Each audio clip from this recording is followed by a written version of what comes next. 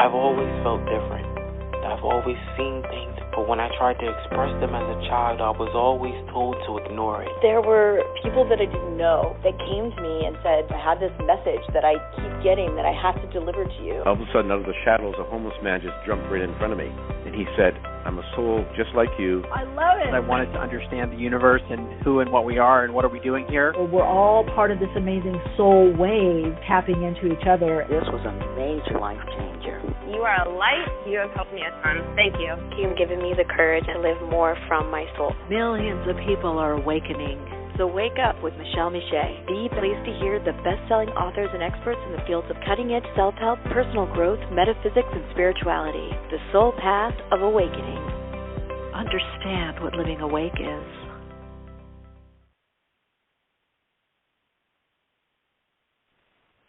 Hello there, everyone. Welcome to Awakenings. Oh, Radiant Soul Lights, it's so great to connect with you. If you're new to this podcast, hi, I'm Michele. If you haven't guessed it already. Call-in number 347-539-5122 and press 1 on your keypad to get in the queue to ask a question, make a comment, share something, or get a reading. Again, the number is 347-539-5122. Press 1 on the keypad. If you're in the chat, also known as the Sacred Space of Empowerment Room, that is cool. If you want to ask a question, you might have to type it twice or type in caps. I won't think you're screaming at me just so that I can see it. A great place to hang out in this Sacred Space of Empowerment Room, chat room. They help to ground the energy. They're part of the guiding force. They are my co-pilots, co-hosts, and also, as I like to say, sound engineers. They let me know how my sound is. So I see people make sure those of you that are getting in the calling in, if you're listening, that's great. If you have a question or a comment, please press 1 on your keypad. I'll repeat the number again. No worries. So everyone, FYI, I am uploading probably right after the program because it's uploaded. I just have to put stuff in the description box. I'm uploading on YouTube how the 5D energies are affecting you in a 3D way. Yep. We've got a lot of stuff changing. You guys are probably already feeling it and wondering what the heck is going on. And then the reading for next week, pick a card, will publish tomorrow morning, I believe, at 4:44 a.m. All right.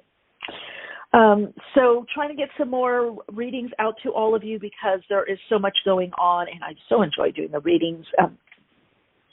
If you're new to this community and you don't know, I have a YouTube channel. I'd love for you to subscribe, comment, let me know who you are and what you're interested in. It's Soul Awakening with Michele Meiche, or you can just Google my name on YouTube. Also, if you want to connect with me further, you can through soulplayground.life, also Patreon. I have a community there, Soul Path Journey with Michele.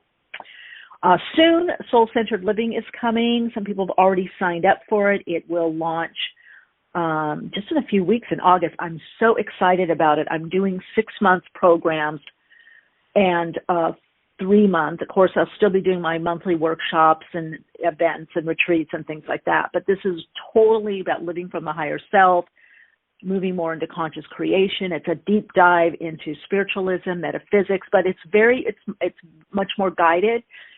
You'll be getting daily and weekly insights, videos, growth work, homework, all of it to help you in your expressing of your next level. And I really wanted to also build further community. A lot of people that are doing my workshops now and other groups are saying they just really like connecting with the people. You know, everyone gets to know each other. It's a support system, and then a lot of people end up becoming friends. So, you know, the soul is our uniqueness, our talents, our abilities. However, that's really important, but a really, really important thing for this new earth, this new emerging consciousness, is the arena or area of the soul is creativity, is self-expression. It is the artists. It is the entrepreneurs. It is the creatives, however you term that within yourself. And in this new paradigm that's being kicked off through the Aquarian age, is a lot about using your gifts, your talents to inspire, to uplift, to awaken, to unbound from what is overly limiting through creative processes. And right now you see a lot perhaps that's maybe not as creative. I mean, look at what's happened like with Britney Spears, right? I mean, and I've always loved her. Some years ago, a client of mine asked, should I have her as an ambassador? And I said yes. And then she had these health issues or challenges, mental health. I still said yes because I knew she had some kind of destiny that was very profound. Sometimes we don't see that in the beginning. We label someone as a weirdo or, oh, look at they're unhinged, they shaved their head. Russell Brand is another one. We could go down the line. There are some people that have done but they end up being these ambassadors for great change and light. And I think definitely in the Aquarian age, because it does it rules conforming.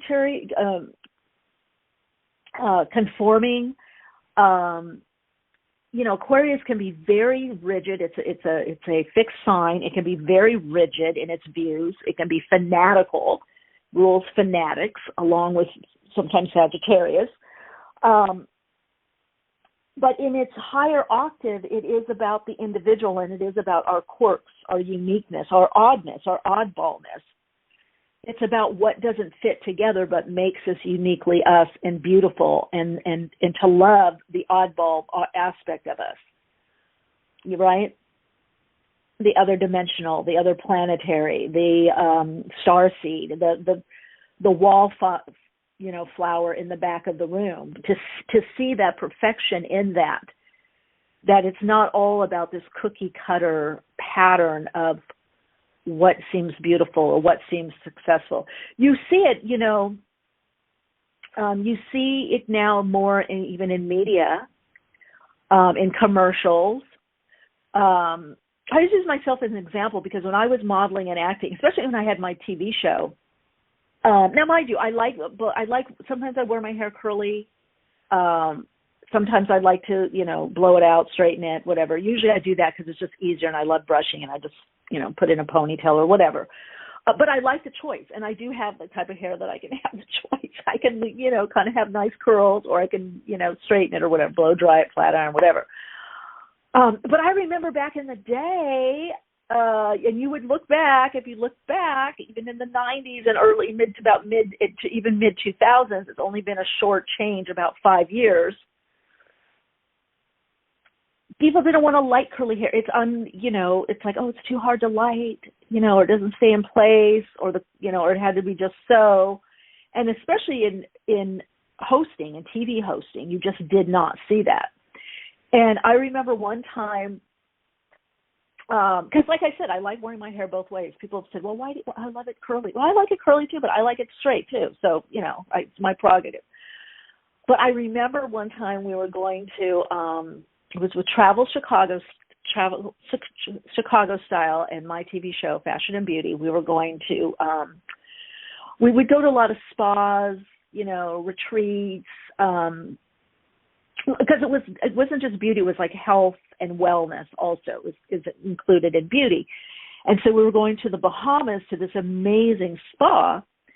And I was like to my producer, I'm like, oh God, I'm just going to keep my hair. Because it's like, in the makeup, having to have makeup artists, put makeup on, do your hair, da-da-da-da. I'm like, I'm just going to leave it curly. And they're like, oh, the producer's like, oh, the board prefers it. They actually had a talk about my hair. Because you've worn it curly before, on set. And it's just really hard to light, Michelle. I said, okay. I said, but we are going to be at the Bahamas. And I guess she didn't get curly hair, and I've never been into wigs. I'm not that type of person. So I said, okay. I go, but I think I'll just wear it curly. Just keep it. And she goes, oh, no. We need to have it, pressed. We need to have it, uniform. I said, okay. I said, I said, I'm just going to tell you, there's a lot of humidity, so it's not going to stay. I mean, it will for a while, but, sometimes I'd be on set 8 to 15 hours. There's sometimes on, you're getting a story, you're 15 hours. And surely it was so funny because it starts out all straight, and then I'm in the water. Oh, go in the water, Michele, for this shot. Go over there. Sprinkle, bounce around in the water. I'm like, okay, I do it. And all of a sudden, a little curl. And my producer's like, Michele, your hair. I said, I told you. She goes, oh, I guess you're right. Maybe we should just do it en naturel. And I said, I told you.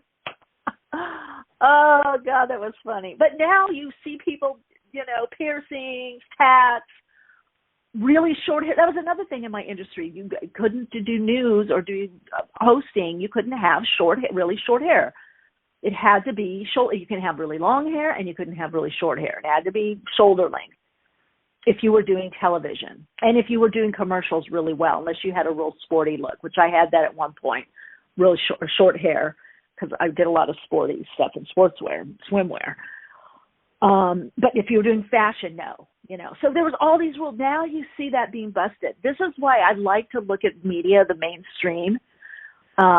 Here's another example. I'm in, I don't know, 4 or 5 months ago or something, I was doing some research, and they were showing statistics in the fashion world that designers are having to design T-shirts, sweatshirts, athletic wear, active wear that has tarot on it. Tarot cards, tarot, empress, whatever, the word and the actual image of the tarot card, and astrology, that they people, especially the, teens to 20-somethings, they have to have astrology T-shirts, sweatshirts, right?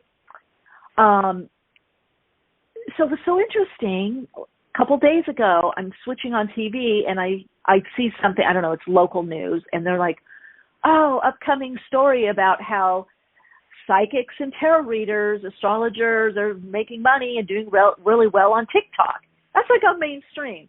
Then I'm in Whole Foods, and I'm in line just kind of spacing out, looking around. And, they remodeled the Whole Foods in my house, and I see the little magazine rack, and I see calmness, wellness. And then underneath it, there's a magazine called Witches, Understand Witches and the Truth About Witches.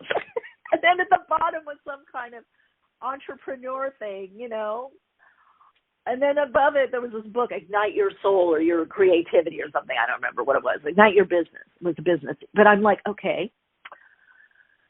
So if anybody has any, I know that energy gets diluted when it gets mainstream, but you really have to look around to see these kinds of examples, which shows that, there is headway being made. There are changes in the mainstream consciousness. It might be a little kitschy, it might be a little cliche.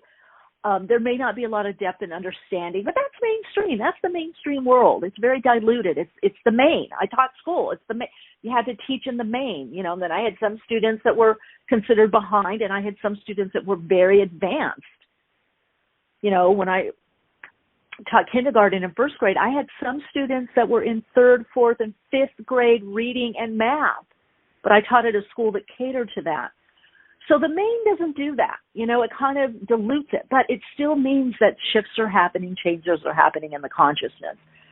So we are moving into more of the 5-dimensional realm. This is why there's a lot of stuff with throats right now, vertigo, ringing in the ears. There's a lot going on physically, symptomology physically, somatic within the body. There's a lot of what we call somatics that are happening right now. Take care of your body right now. We cannot handle the higher frequency energy until we find out what are the little areas in our body that need attunement, adjustment, extra attention, love, balancing, whatever you want to call it. And so our body is really preparing, much like in pregnancy, a woman's body prepares, and then even to some degree a man's. There's sympathetic responses when the mate, whether whoever's carrying the child and their partner may not be carrying that growing, embryo and fetus. to term, but they can have similar when they're very connected. So we're going to understand more about these synergistic relationships, the interconnectedness through the energy, through the subtle energy. Why do people pick up on things just on a feeling level, a sensory or telepathic, right? Why do, women, I've had this experience, get your period, you're around friends, you all get it at the same time. As you link up, as you sync up energetically, you have similar experiences. So be very aware of your energy and how does other people's energy affect you. So again, this is going to be, I know this is on the edge, on the periphery. There's a lot of studies with this, but this is going to be more commonplace. Some indigenous cultures have known this, certain illnesses or something is, let's say, imbalance with someone. They may send them to live with someone or a group that,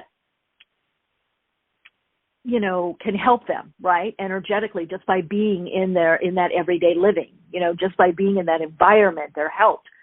So we're going to be seeing how very important our environment is as to what we create, as to what we are allowed to express and experience, not just externally by controls or restrictions, but by what is allowed to come through it. Because certain things don't come through environmentally. It's very difficult. I saw this, there was one point in my life I worked a lot with teenagers and youth and children, using, meditation. I went to different schools. I went to at-risk, centers. I don't know what they call them now. Back in the day, the juvenile hall, but I don't know, juvie. But they didn't call it that. I don't remember because that's like such an old term. I don't know. And what I saw was a lot happens to these kids because they don't see certain things. They don't experience certain things. This is why exposure is so important. And I would tell them, look, you are more than this little street. The ese vato dude, the cholo, the gang member. I was around those. I'm like, this is not your neighborhood is the universe, okay? Your universe is, the universe is your neighborhood. You're not just this few blocks or, 1 mile or 2 mile. I mean, it's such limited thinking. But that's what they would see, or they wouldn't have certain experiences. I'd go to these groups and I've lived in, Europe a couple times, modeled, traveled around the world, been to, Far East, all kinds of inner and outer experiences because I was just open. But I also saw it. I saw it through my family, obviously. And, of course, in these environments, a few get out, a few expand. But it is a challenge to difficult to nearly impossible. And, nothing's ever impossible. But it goes high up there if you don't see it. So one of the things that this 5D energy is going to be bringing people is a restlessness. You're going to find yourself wanting to do something, to move, and again, you may not be able to do something on an outer level. Do what you can either on an inner level through inner travel, inner journeying, dream work, dream therapy, or that's what the internet is about, research. Download stuff, movies, Netflix, Amazon Prime, whatever, HBO, all of them, and there's more, I'm sure, Hulu, watch those stories about far places or whatever it is that you want to know and dive in. Get the resonance as much as possible, because one of the things that's happening in the new energetic matrix that's being created, and we're right there on a peak, everyone. The old blueprints, I can't tell you how many readings I have been doing in the pick a cards that it's all about the new blueprint, the new blueprint, the new blueprint. So it is living, expressing, experiencing, and manifesting more from a soul level, which loves variety. Our soul is our only limitation is by our blueprint, right? A whale is not going to get birth to a cat or a dog, okay? So, but we're able to expand how we experience and express what we're here to do. our blueprint, we can do it a lot of different ways. I did TV, I did radio, but now I'm doing YouTube. Okay, it's similar medium, but it's my thing. It's a different, but vibrationally, it's very similar. Because even with my TV show that I had, any chance I got in spirituality, metaphysics. I remember one guest, and I'm not going to say his name because he's very well known, but the questions I was asking, he was like, oh, I didn't know you were going to go into this depth, or we were going to talk about this. And it wasn't even that deep. I was asking for motivation for something he created. And I would tell my executive producer, I'm like, I can't just ask stupid questions that people ask all the time in these kind of interview shows. I see that red is on the new color on the red carpet. Well, okay, the viewers can see that red is the hot color. I want to know why did that designer do red because everyone's doing red and that's just the thing to do? Boring. I want to know why. And if that is the reason, I just decided to design red because I knew I'd make a lot of money. Okay, cool. That's cool. That's a genuine response. I never wanted to talk around subjects and not really say anything, So look for areas of your life that seem to be kind of getting more energy, kind of a little more tickle, a little more curiosity, a little more wonderment. Look for areas where there's a little more ease, or you might still have to be persevering, but you have to pull back, contemplate, and go, okay, I have made change here, or this has improved, or this has gotten better. May not be the better that you want on ego level, may not be the exact level, but you need to acknowledge it because the appreciation of what you're going through or what you're doing and what you've come through harnesses the higher vibrational frequency. It's because it's not resisting. So we all resist on a human level. You could say, oh, my God, I'm doing great. Yeah, I'm doing, but I wish I was here. I wish I had that, or it's taking so long. Okay, you can say that, speak that, write about that in your journal, and then immediately go to the appreciation. Immediately go to the gratitude about the appreciation, what you can appreciate about, and what you're grateful for, right? Okay, it is getting better. I see how I'm doing this. I am harnessing this energy, or I have made these improvements. That's going to link you in more into the higher vibrational energy, and that gets you closer to the opening of that 5D portal, which is where we're all kind of going. So, Bolz-Retna, thank you. I love all the connections through your classes and BTR. Me too.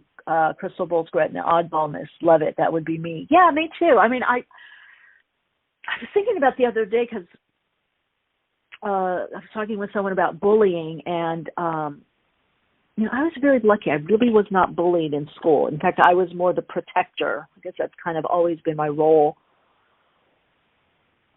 I can think of one or two times that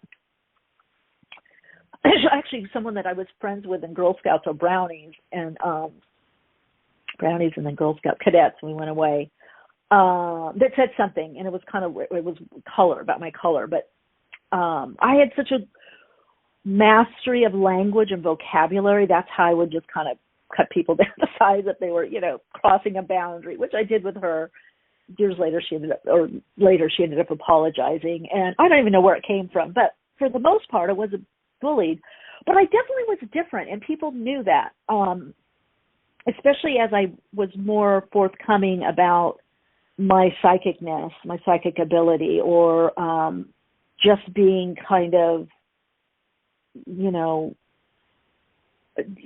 of amalgamation of different ideas, different, I don't know, I would say I was living more full spectrum, and some things might have been paradoxical to people, like, oh, you like this, but you also do that, But definitely I would say, because I grew up with a lot of artists, my friends, we were, a lot of them had surfer friends, so that's already fringe.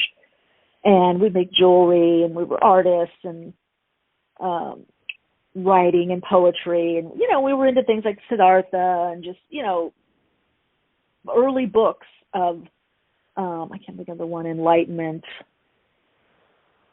I don't know how we found, I guess our teachers, and I went to this, kind of prep school. So I don't know. I think having older friends too, or brothers or sisters, friends of mine that were older, we kind of just studied different things. I think we were kind of just wayward, just never painting our faces like Alice Cooper. It's like,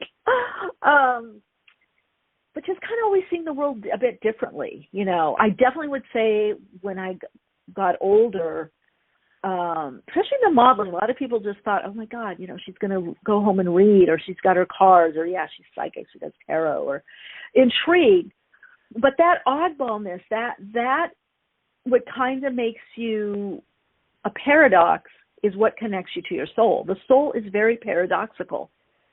It is not cookie cutter. It's not 1 + 1 is 2. It's 1 + 1 is 2. And maybe sometimes it's add another 1 in there, and then you get 3.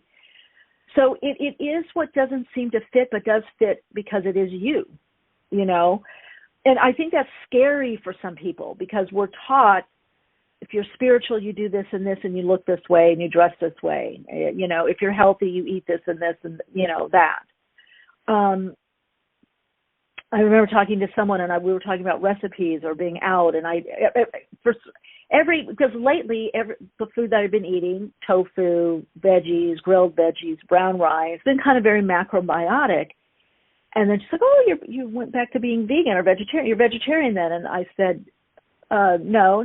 I said, because actually the other day I had a hamburger at this place. I said, so I don't know. I don't, The higher octave of Aquarius does not want labels. It doesn't want that constriction or restriction. And even astrologically, this Uranus in Taurus, which of course is squaring that Saturn in Capricorn, that's trying to hold it down to the tried and true. And that is, Saturn is very anchoring. That's its job. It does it well. But it also things have to be blown open to get to a next level and then anchor the next level. So there is this push-pull of, what does this mean? And I think we ask too much. That's a rabbit hole. What does this mean? Who am I? That's a rabbit hole. I always say you're a spiritual being having this experience. Your spirit in form.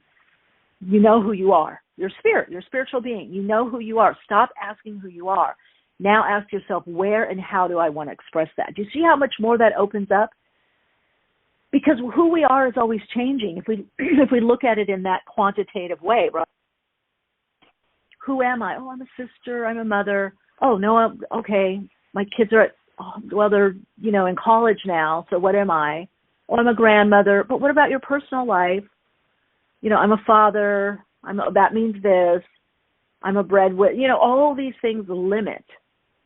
Those are just things that you do. Those are ways that you express your energy. Their functions. A CEO doesn't do this. A priest doesn't do that, or a nun, or whatever. So if you know who you are intrinsically, spiritual being with a soul, spirit in form, okay, how do I want to express this and experience this on the planet? Where do I want to express this and experience it? That opens so many possibilities. All right, let's open some possibilities by getting to some clients, customers, practitioners, listeners, all of the above. Radiant soul lights on the soul path. All right, lovey, lovey, loveys. Let's see.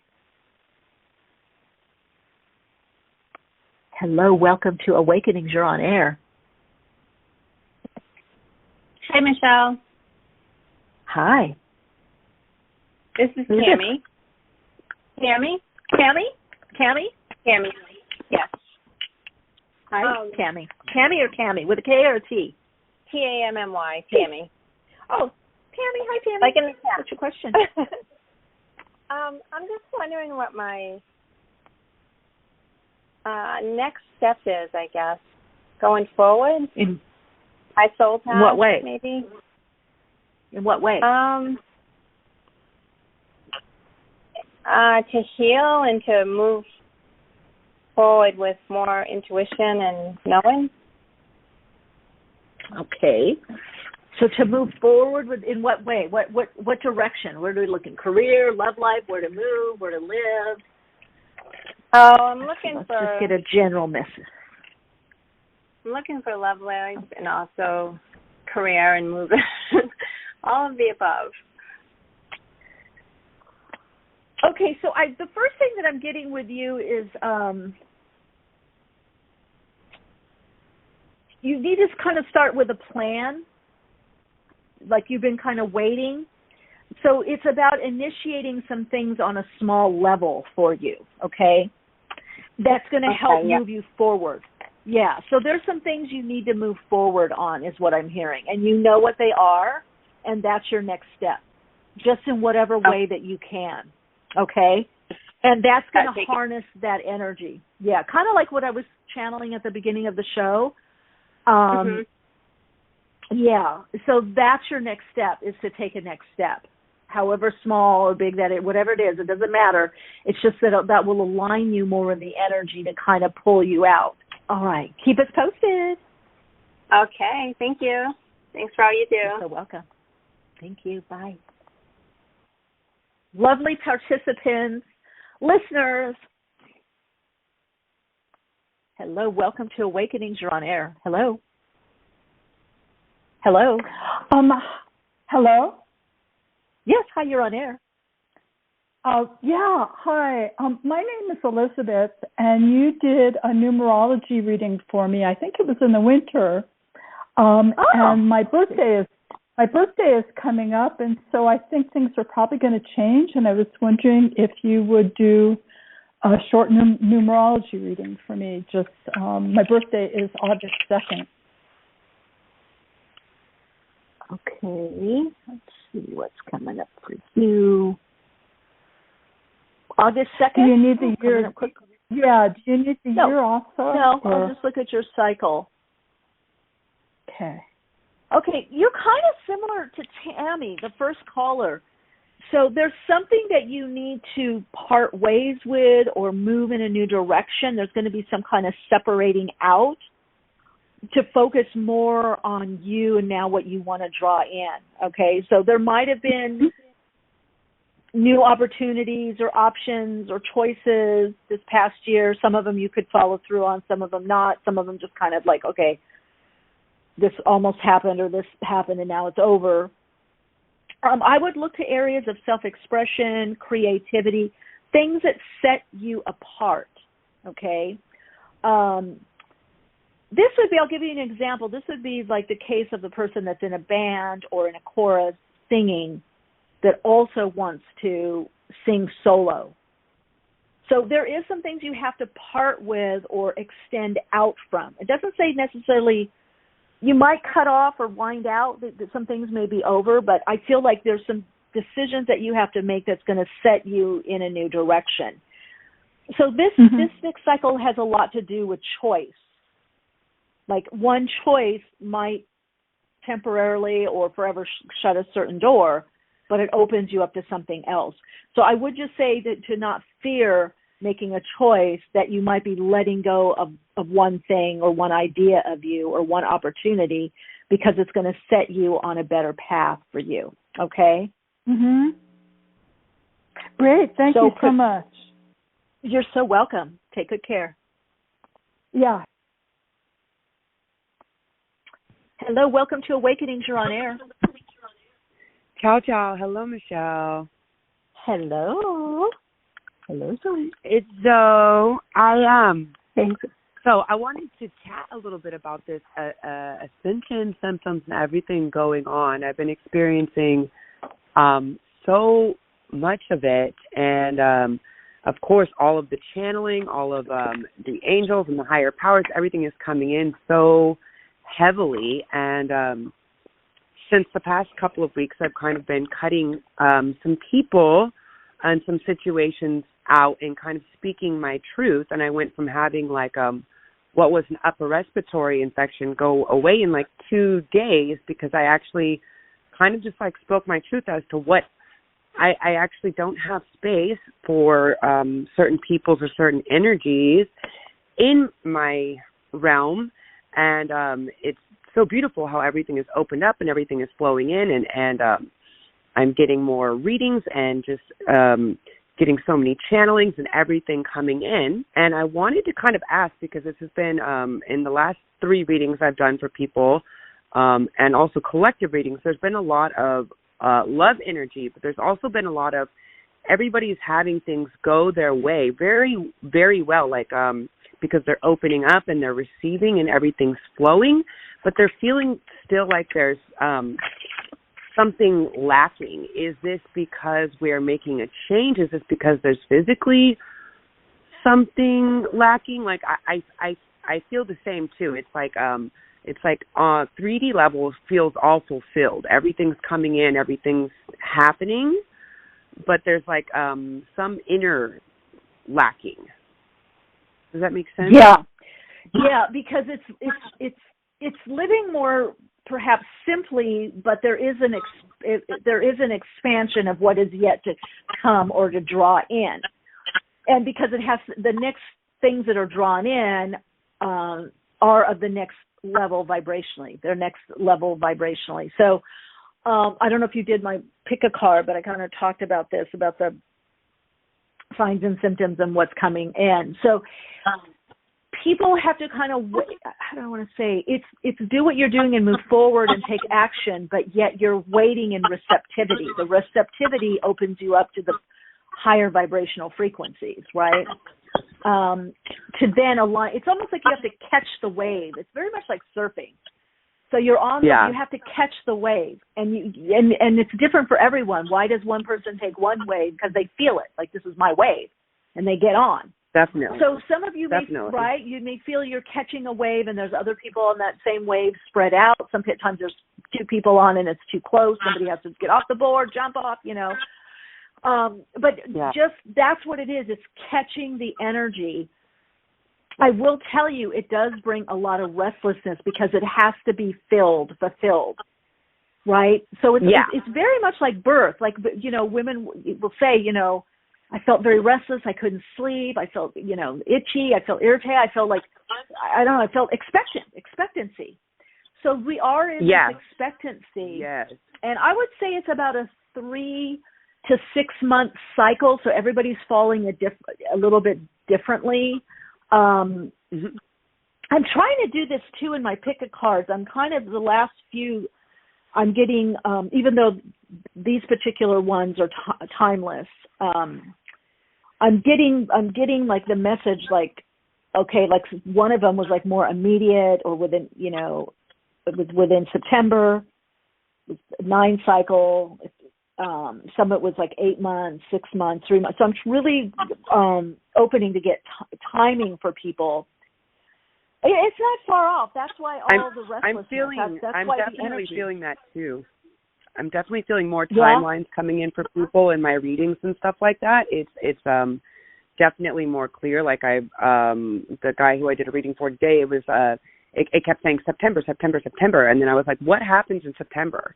Like, what's going on? Is this girl's birthday? What's going on? And yes, for sure, it was the girl's birthday, and then it was the ending of one business to the opening of the next, and I was like, it was very prominent. And I said, normally I don't give people specific timings. I'll give them in general if it comes through in the reading. But the timing has definitely been more prominent.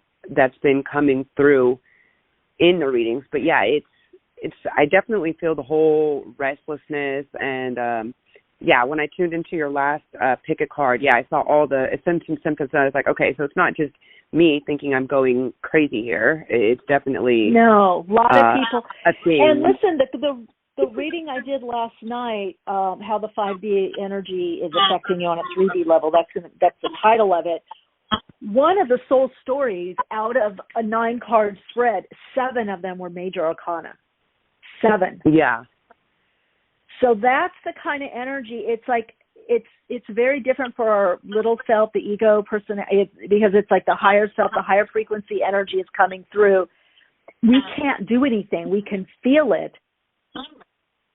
It's like when you got to go to the bathroom, you got to go to the bathroom. You can feel it. You can hold it in for so long, and then after that, you got to go. You know what I mean? So there is this quickening. I do feel, and I just say to people right now, just do whatever you can to prepare, almost like you're nesting your cosmic womb, the cosmic egg, and the womb of Mother Earth. It's both.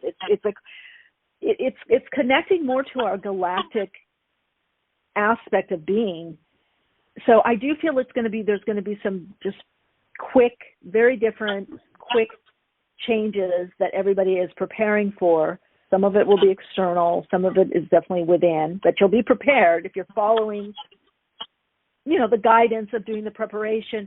A lot of preparation is mental, emotional. So when you kind of know something's going to happen, and it happens, and you're like, okay, I kind of knew. I may not like it, or I may like it.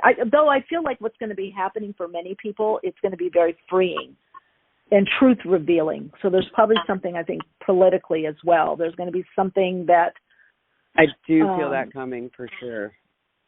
Yeah, I think there's governmental, and not just in the States. I feel like there's some things that are going to be more revealed. Why? Like an expose. I mean, look what's happening right now with Britney Spears. I mean, that's a good example. Some things that are hidden.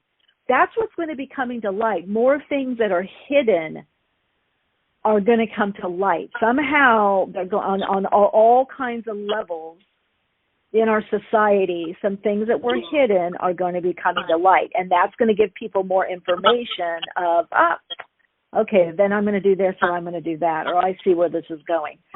And so I've been getting a lot of prompting for the middle of August, like 13th through 15th, like something major like that coming in, like an awareness or an awakening on a like political, governmental type thing. I keep getting it, and I'm like, what is this? What are these dates? What does this mean? But there's definitely people are coming to it. But I don't know. I feel something coming in personally on this full moon that's coming up. Do you see or feel anything with that? Because it's something different, and I'm disconnected to emotional state because I'm connected into this more ethereal state, I guess. Well, I think that it's going to be more ethereal. There's going to be. I'd really like to hear your feedback and see which ones you get. I'm going to post it right after this show. I'm going to post it. I'm going to post the video.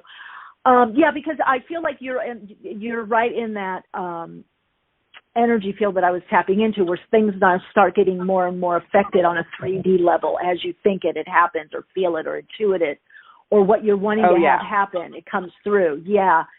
So within I a would day, just say right now, within hours. Yeah, I would just say, that because it could be a lot of different things, without doing a deeper dive in.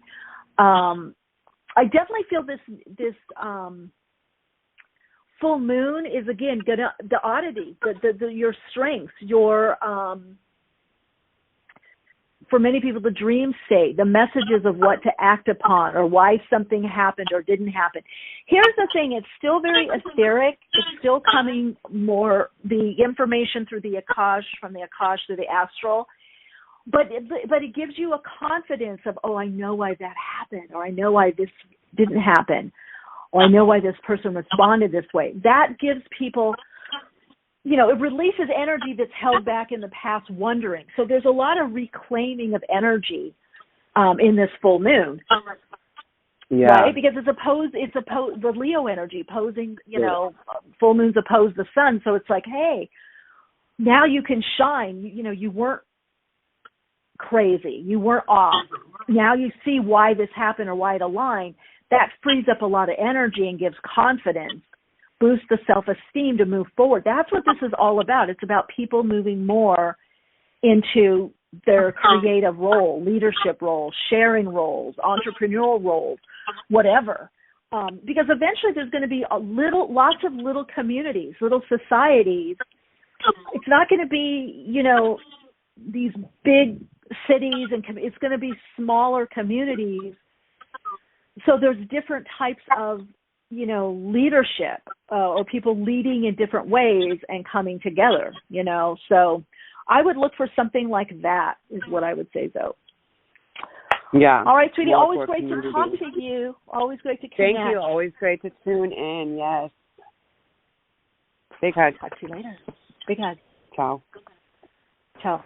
Hi, welcome to Awakenings. You're on air. Hello. Okay, come back to you. That's 334.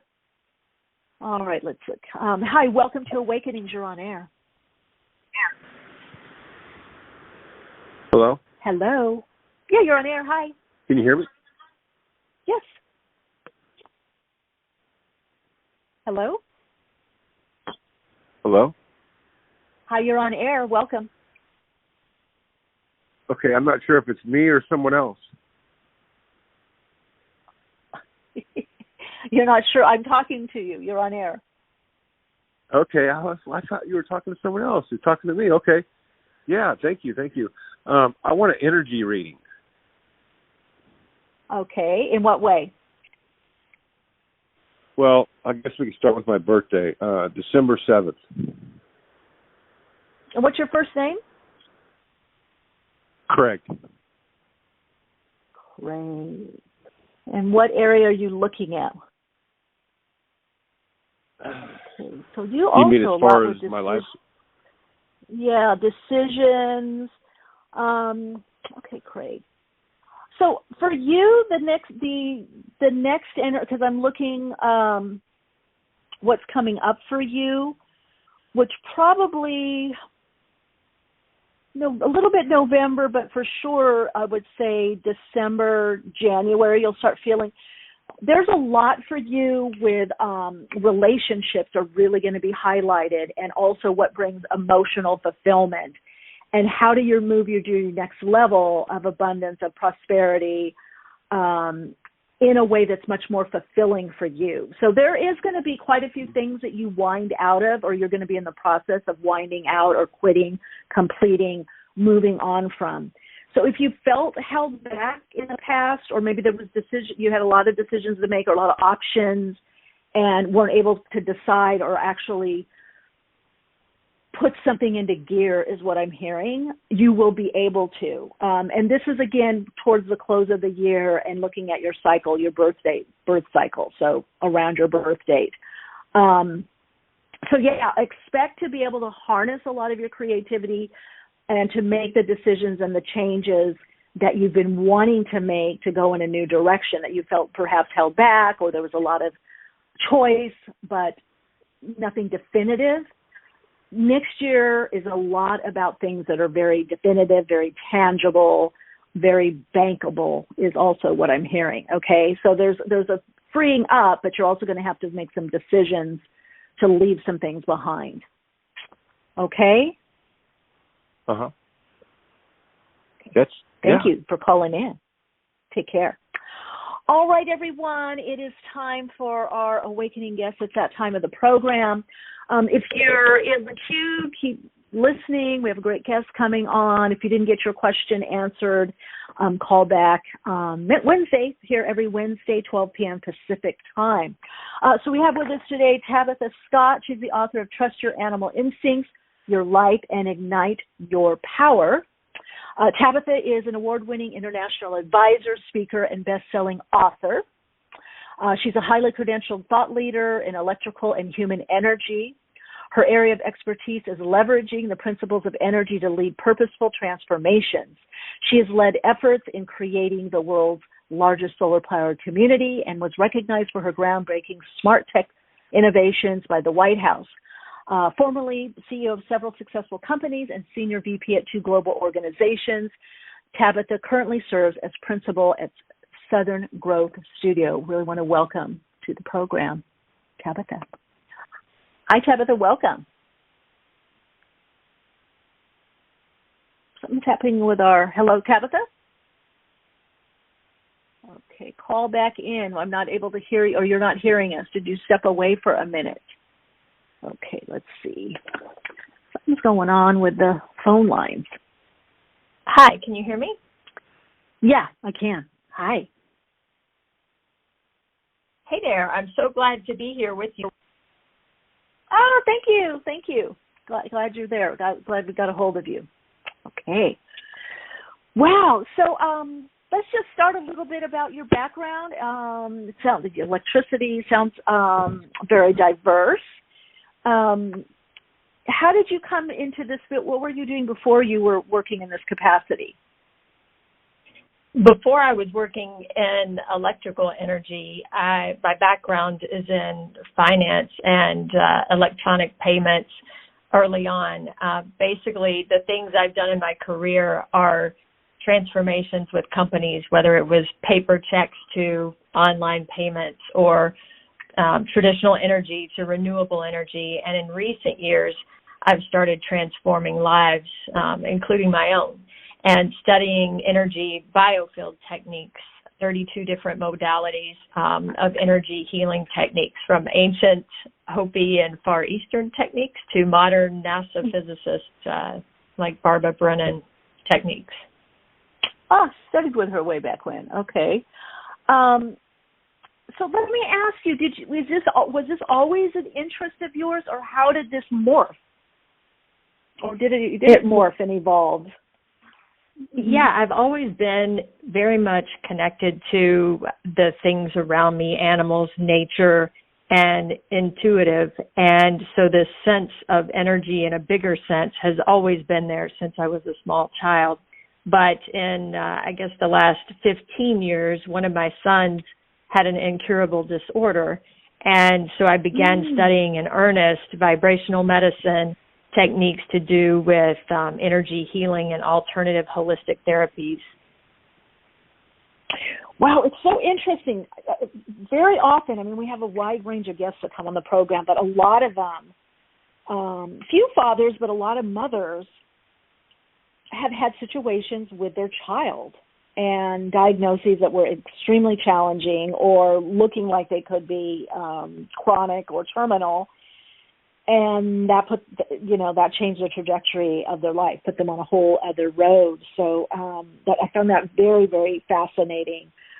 Were you just not finding the answers in more the conventional or traditional streams, so to speak? Yeah, Michele, it took us 8 doctors and a trip all the way to Stanford from Nashville, Tennessee, to get help and treatment for his disorder, which was narcolepsy. And so we spent a lot of time after that raising awareness in the communities. It's as common as type 1 diabetes, but people aren't aware of it. Wow. And so it's mostly misdiagnosed. And it's also fascinating. You were just speaking with people about their dreams, and when you don't sleep for days at a time, it's like you have these waking dream episodes, and it becomes difficult to tell what's real and what's not real. And so that was another area of fascination with how are we in sync with our subconscious mind? What are the portals that lead between these different worlds that we have, what's quote unquote real and what's not real. And so coming from a business executive perspective and spending, the last 20 years working through the business lens, I see myself as sort of an interpreter, as a recovering logic, person, explaining the intuitive and the spiritual not as being in conflict with science, but perfectly in sync, and explaining things like, tapping into intuition as resonating vibrations, because we're just made of electrical waves, the sine waves. And it explains everything about our behavior, about our businesses, and our lives.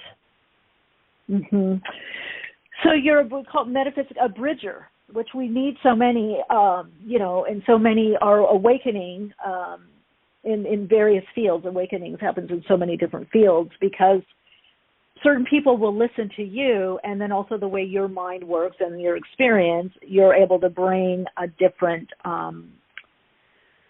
peace and nuance and perspective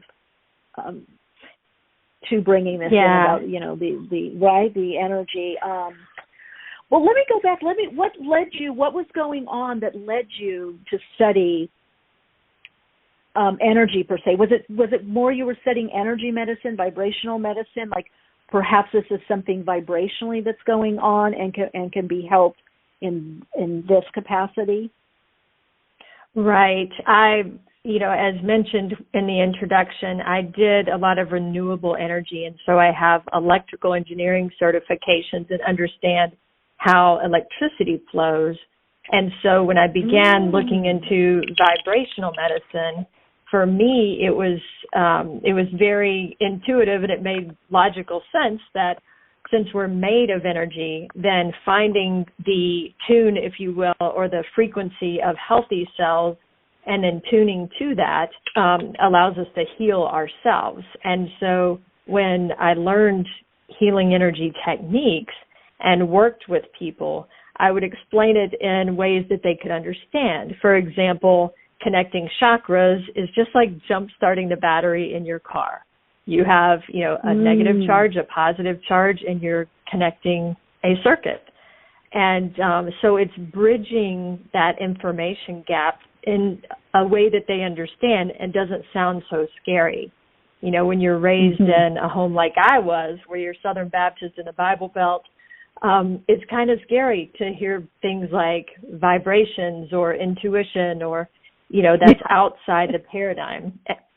And what I remind people is, the King James Version refers to God and Christ 272 times as the light because he's energy, and we're made of that energy. So I don't see any conflicts with religious practice for the most part. Yeah, absolutely. So would you look at blockages? Would it be perhaps that dis-ease or certain conditions would be an imbalance of this electromagnetic energy or electrical? Maybe it's just the electrical circuit. Is it how the circuitry is working within a particular system? How would you characterize it? Yes, how you would characterize an imbalance. So let's back up to, let's take the coronavirus as a example and what happened there. People felt off balance, and they use those words like I feel drained, I feel disconnected, I feel off balance, all of which are energetic statements. And a way that you can feel it, as you were saying earlier, but you can't see it. And so first is acknowledging that it's real, even though you can't see it. And one of the ways that you can manifest it visually is to have a pendulum device. And it's not that it's some kind of witchery about the pendulum. Most pendulums are made of something like quartz. And quartz is a really good energy conductor. That's why they use it as the needle on record players. And you place it in the areas of electrical energy called chakras on people, and they spin clockwise. And if you can tell if it's not spinning, there's a blockage. And so you can visually manifest that energy. And if you've been feeling off, a lot of times it will be blocked around your center core area of your body. So, and of course, everything has an energy circuit. We do the, environment, homes. I mean, there's just large applications for this. I'm curious, with you working with electricity, what did you see the correspondence was between, let's say, our energy system and an energy system, let's say, at a home or a plant or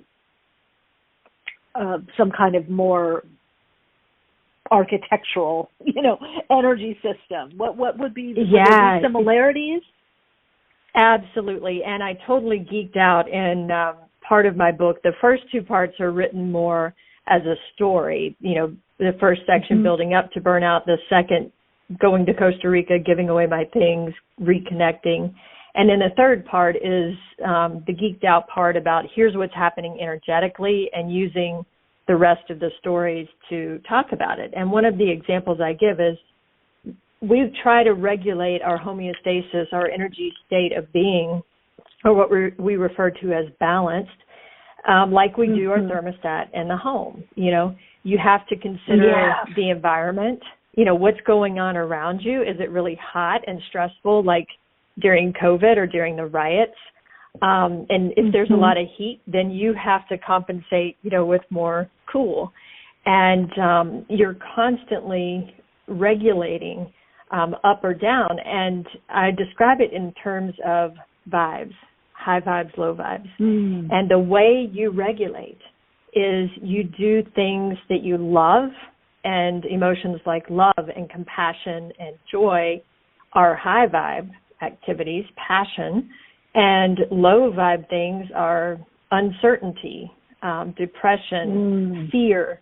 And so whenever we have those low vibe things, it pulls from our high vibe state, just like outside, if it's colder and you're toasty warm in your house, then it's going to pull the heat from you. If you open the door, it's going to pull it out. It's the exact same with our bodies.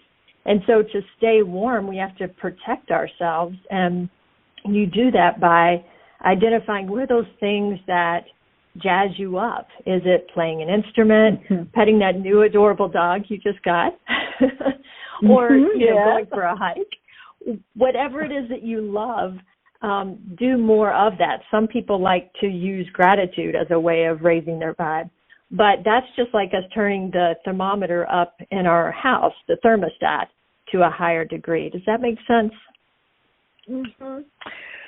So in a way, and I love the homeostasis analogy and model, because everything in nature is based on that, including our own mental, emotional, physical and physiological aspect of us.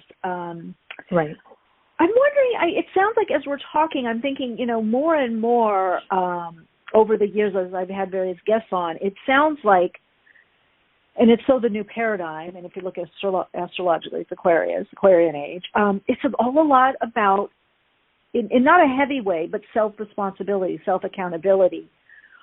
It sounds like what you're saying, you have to be able to have a system that you check in on yourself, that you pause, that you what influences are coming at me right now? Is it too hot? Is it too cold? What do I need? Is there some way that people can bridge, let's say, to integrate some of the stuff that you're talking to into their life? What would be some of the ways? And I know in asking this, Tabitha, the reason I am is because I can't tell you how many people, whether listeners, clients, students, whatever, a lot of it is we have to do it. We have to do it ourselves. Somehow we have to integrate it into our routine. Yeah, we do. And there's a 3-step process that I like to use to do that. The first of which is stop shooting on yourself. And what I mean by that is you should have everything on time. You should be perfectly fit. You should be attractive. You should have a great career. We just end up shooting all over ourselves. And by pleasing others, we allow them to shoot on us. So first of all is recognizing that stress, those shoulds, because it gets, we're in imbalance and disharmony. It mucks with our flow and our waves. And so we have to let that go. And so identifying those. It does impact us energetically. It does. Okay. Absolutely. It's like in a lake, if you throw in a stone and you have ripples. And then if you throw in another stone, then the ripples start messing each other up. There's no longer perfect waves coming out. They start having dissonance between them. That's our own energy impacting with the energy of the people around us. And everybody's encountered those people that when they enter the room, you feel like you've swallowed a brick, right? That's your intuition speaking and your energy field literally being zapped by that person.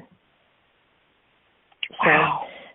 So step 1, identify when that's happening. And usually it's your gut. And the more you practice it, you will start to recognize that. So recognize those things, move them away. The second step is tap into what makes you happy. And that gets back to, what do you love to do? Is it art?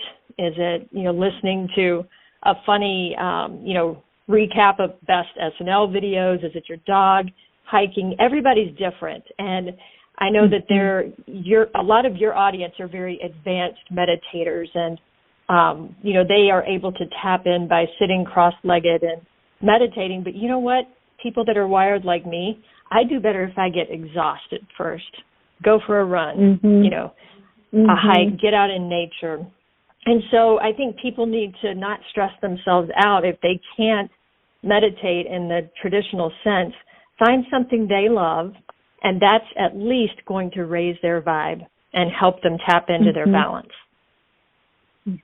So that is kind of step 2. And then step 3 is embracing that change, taking risks. So people get to the point where they can hear what to do or they intuitively know what to do. And I've heard it on your show today. The callers kind of already know what they think they want to do, but they just don't want to take the risk to do it. And in my book, I talk about the bats, for example. I learned the lesson from the bats. They can't fly from the ground. They literally can't take off. They have to hang upside down and risk plunging to their deaths.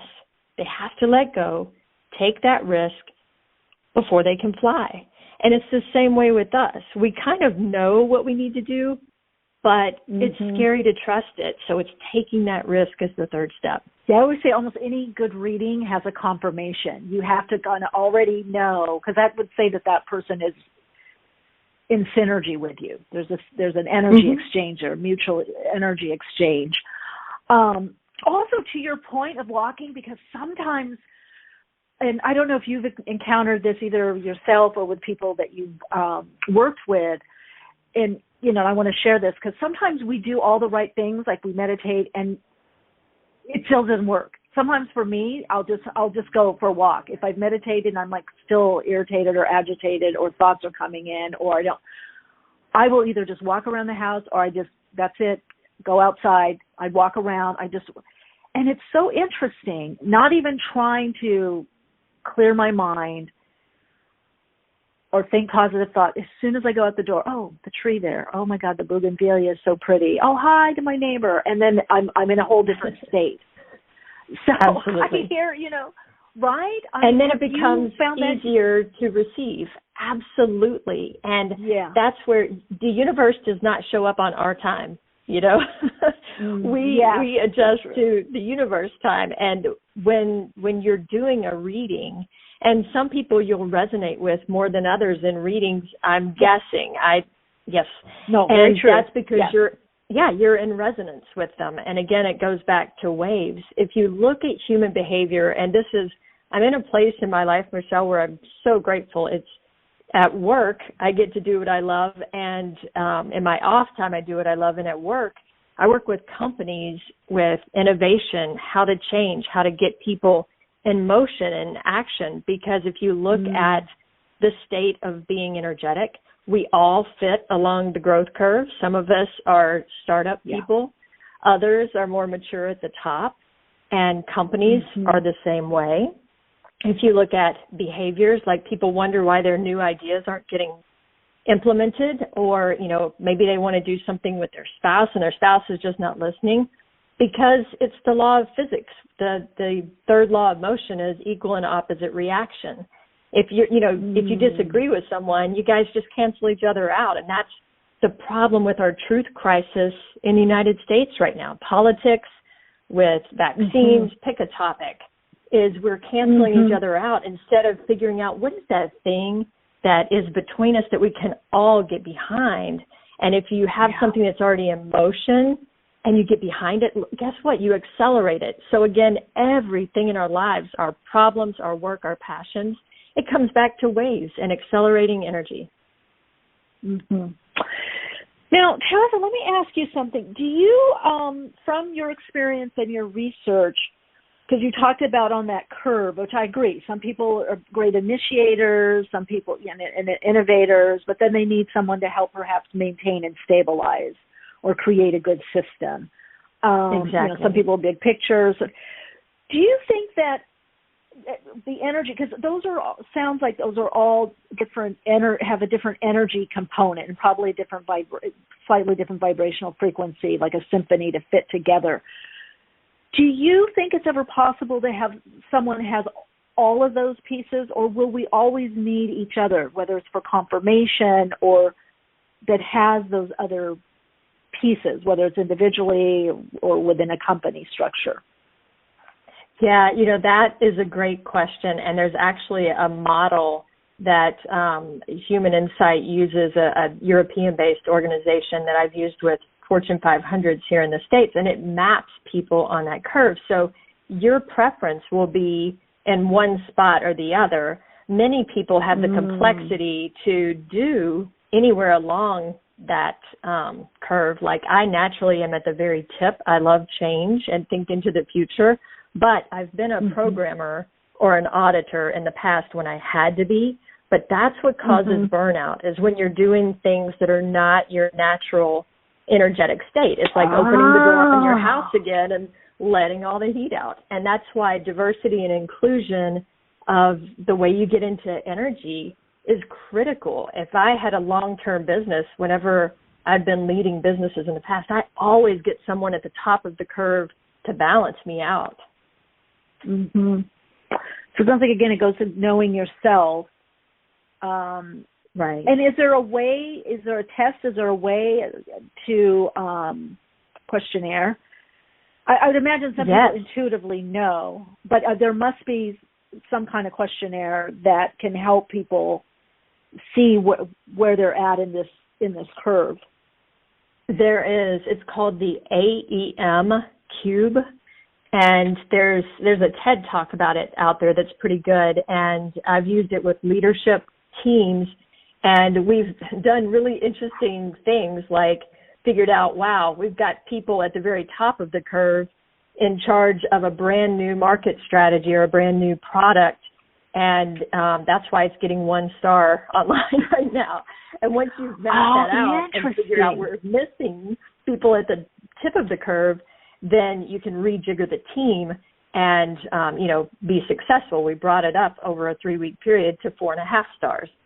So it's all about getting the right mix for whatever you're trying to do. And vice versa, if you're trying to stabilize something, you don't want those blue sky thinkers out there. You want people that can find your risk. So it really is, in a sense, of like having the right blend of energies through people and what they're bringing. It is, right? And it's also finding your purpose and then aligning your work to it. You've seen this mass exodus since people have started going back to work, and they're leaving in droves. And that's because they don't have an alignment with what fuels their passion, and it's pulling their vibe down.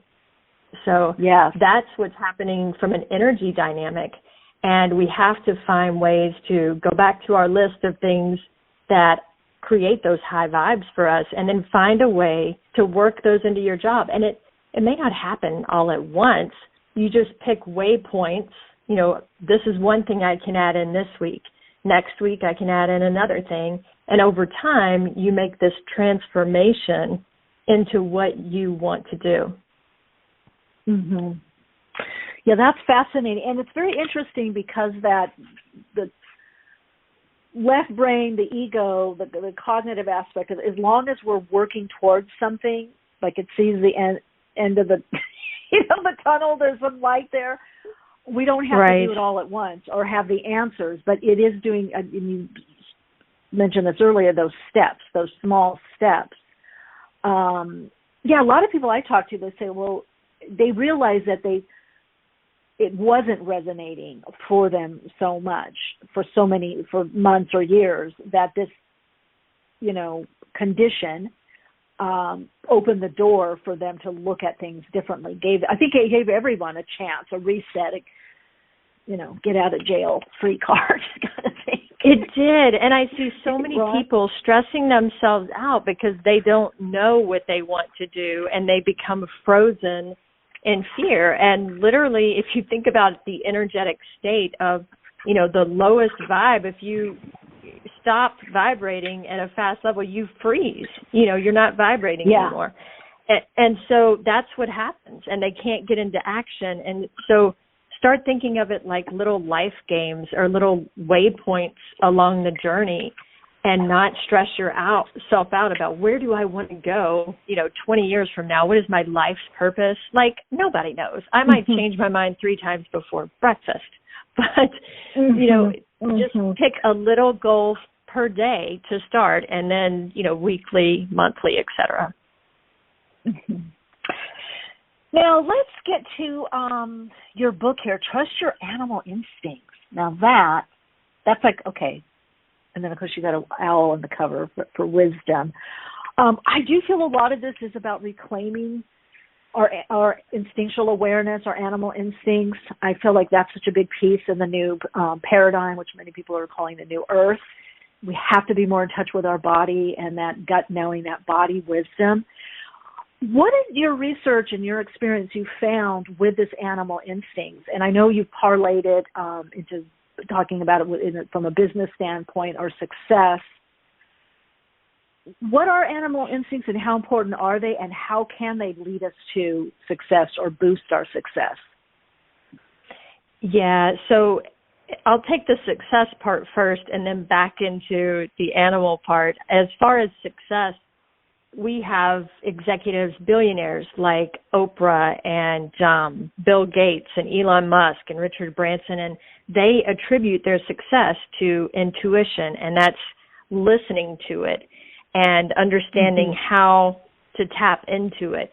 And so there are techniques for that I mention in the book, and the examples that I give are animals that show up in my path. It's sort of similar to your dog story from, a bit ago that you shared, where I would ask, what should I do about this job? For example, I was a global executive. I was working in renewables, and at the time, our administration, our society, especially where I lived in the Southeast, did not seem to care about sustainability, clean energy. And working in it for 17 years, I just kind of got to a point of burnout. And, asking over and over, and I started seeing snakes. And I saw snakes for a period of months, like often, up to 5 a day. And my friends, none of us could figure it out. I am an animal lover, but I still get a little creeped out at first when I see them. So finally I figured this out, and I'm like, God, just could you give me a billboard? I'm not understanding it. He gives me one last snake. Then I finally, the light bulb came on, and it was shed your skin. And I quit my job, gave away most of my things, went to live near the jungle for a while in Costa Rica. And the reason snakes shed their skin is because it's literally holding them back.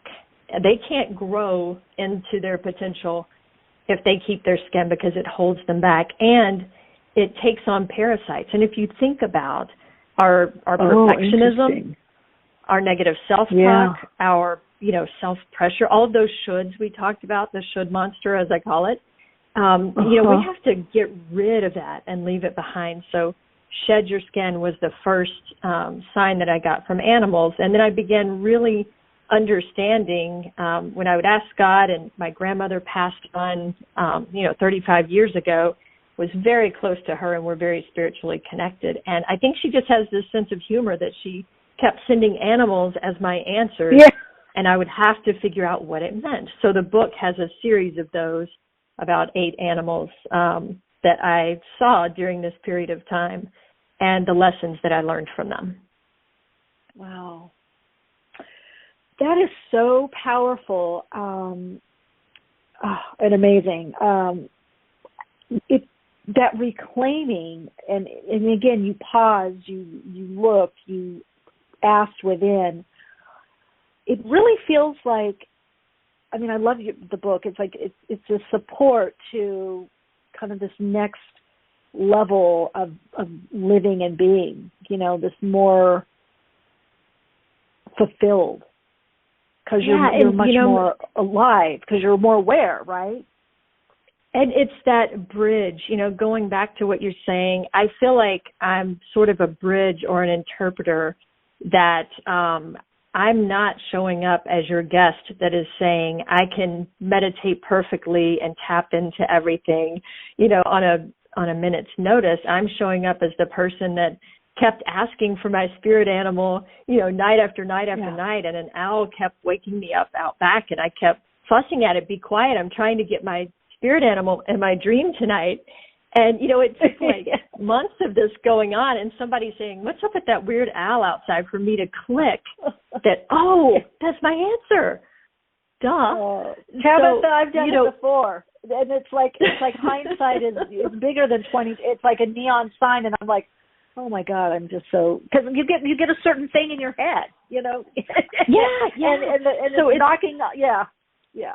So this book is that very vulnerable putting out there, like, I'm figuring it out. I'm in the process of this. And it was also very hard to put this stuff out there as a business executive, spending all of my life focused, my professional life. And even before that, I was an athlete, a suck it up kind of girl. And, don't let them see you cry. Don't be vulnerable. Don't talk about anything woo-woo. That's craziness. So everything was logic, science, how to make money. And, now I'm finding that I can balance those worlds all together, and it comes down to energy and physics, high vibes and low vibes. Mm-hmm. Gosh, it's profound, but it's also, I think, very easy to do if we just do it. And I appreciate this conversation so much, because I feel we're all there. Even me, you get it to a certain level, and then you grow, you expand, and now it's something new that you're having to learn or look at the signs or the symbols and be guided. And we definitely need handbooks right now. We need the stories. We need those confirmations. I have certain things I listen to in the morning when I'm doing certain exercises or meditation that get me going. I know, okay, this is going to get my day going. I have certain things like when I, winding down or going to sleep, and the ones that get me going during the day, I don't want to listen to at night, because then I'll start thinking about all the things I want to do in my projects. I'll be, let me just do that now. It's like, I think we all have to know that, especially I got to tell you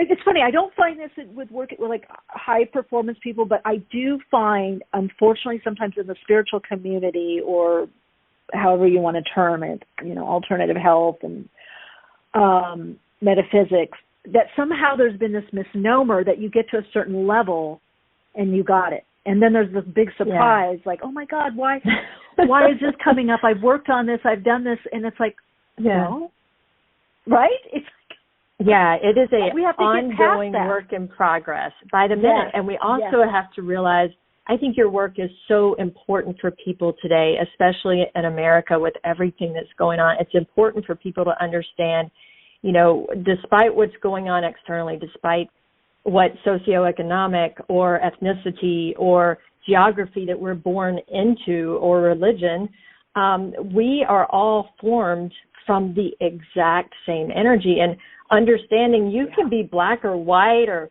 left or right or Baptist or Buddhist, but we are all energists. We are all energists at the core. And that's where we need to focus as a society, is that platform of, and guess what? It's not just us. It's the animals, the plants. It's all the things around us that are alive. Yeah. I think we're going to find a real peace, because, obviously differences are, we see them, we hear them, but like you said, the energists, that we're all this divine energy. Now, where and how do we want to express this? And let's, stop parsing hairs on this and just relate more as the energy, embrace that. I think it's going to be very, very healing, transforming, and very freeing, because there's less constriction then. I agree. And one of the easiest thing to do is just practice love. Above anything else, if you just practice loving something, love your cat, love the grass outside your house, love yourself. But it's the highest of vibrational activities. And so the act of giving it actually makes you happier, more connected, more balanced. And it's kind of like, I call it a magic penny. The more you give it away, the more you actually have. And that includes people that you may not really like. You know, it freaks people out not to fight back with them, but to, resist the urge. Next time someone's attacking you, resist the urge. It's really hard to do, to defend yourself, because that goes back to the third law of motion. You're going to cancel each other out. And ask them a question instead. It's like energetic judo. It redirects their energy to a different place. Yeah, and I think, you even talk about in the book, like, your purpose, success through purposeful transformation, being successful. Again, because I think success beyond just the monetary, I think the more successful we are, the less we want to get in this combative discourse or diatribe. I feel like there's more to do. There's more. There's no time for that. Yeah, exactly. And what would you say is very helpful energetically for people to maybe get out of that? Because so many, I'm amazed how many people, I told them this, or I wrote that back on Facebook, or I DM, and I'm like, why? Why did you even go there? What's a way that people can not go there or get out of that? What's a way purposefully, or to connect in back with their purpose, the energy of their purpose? So a couple of things that I would do is, first, when you feel attacked in any way, you can put up an invisible shield. I worked with ER physicians during the heat of COVID to talk them through how to do this. But the simple version is just imagine a shield of light between you and them, and you're not letting those remarks in. You're not letting it hurt you. You're not letting it lower your vibe. So imagine that first and foremost. And guess what? It is a real shield, because we are made of energy. We can create it. We can change its form. So that is something you can do first. And then the second one is, seriously, ask them a question. If they are attacking you, and if in every fiber of your being you have to do a response, then ask them, I hear what you are saying. What makes you feel that way? Or what is a solution that you have in mind? Flip it back to them. And in a worst case scenario, it buys you time to come up with a calm response. But it shifts their thinking into solution mode instead of attack mode. It moves them from energetically pushing outward to energetically reflecting inward. So it buys you time. If you're lucky, they'll come back with, wow, I have an opportunity to help out here. So those are my 2 tips. I like that. So shift the energy. We can shift the energy by shifting our words or our reply, shifting our focus. Great advice, Tabitha. Put up a shield. Yeah, put up a shield and ask a question. Yeah, I like that. Put up a shield and ask a question. Wow. All right, Tabitha, we're out of time, but this has been so amazing to connect with you. I just so loved what you are doing and what you're sharing, and it's very, very informative, but also very inspiring. Thank you so much. I feel the same way about your show and the way you're helping others. Thank you for that. Thank you. All right, we'll be in touch. Take good care. Bye-bye. Bye. All right, everyone, that was Tabitha Scott, author of Trust Your Animal Instincts, Your Life, and Ignite Your Power. I feel like a very empowering conversation here, a lot of good takeaways. If you want to connect with her further, you can go to powering-potential.com. She's also on LinkedIn, Facebook, Instagram, and Twitter as well. And of course, again, that book is Trust Your Animal Instincts, Your Life, and Ignite Your Power. Woo! What a great conversation. Thank you all for being here and co-creating this. Thank you, Crystal Bowles-Gretna. I agree. Great conversation, great discussion. Thank you. Yeah, very inspiring. We all need handbooks. We all need guidance. It's like we get it for a while and it's working, but we've got to be open to the new and, integrating new ways of doing things. And sometimes bringing old things back. but I feel like we're in a constant learning and growth curve, bringing us more and more into our soul's experience and tapping in more to our potential. All right, everyone, as usual, if you have any questions for me or any topic suggestions or guest suggestions, you can email me at awakeningspodcast@gmail.com. That's the best way to get in touch for all things awakenings. If you want to do any personal work with me or sign up for soul-centered living, that's soulplayground.life. You can also connect with me and ask me anything on MentorCam. And come on, say hi on my YouTube channel. Let me know how you're doing, and let me know how I could better be of service for you through my creativity. All right, everyone, take good care. Continue to shine your light, share your insights, and, of course, keep awake.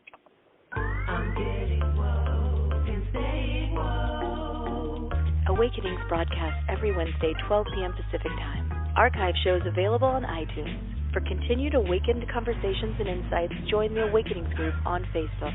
And check out Michelle's blog at soulplayground.com. And keep awake.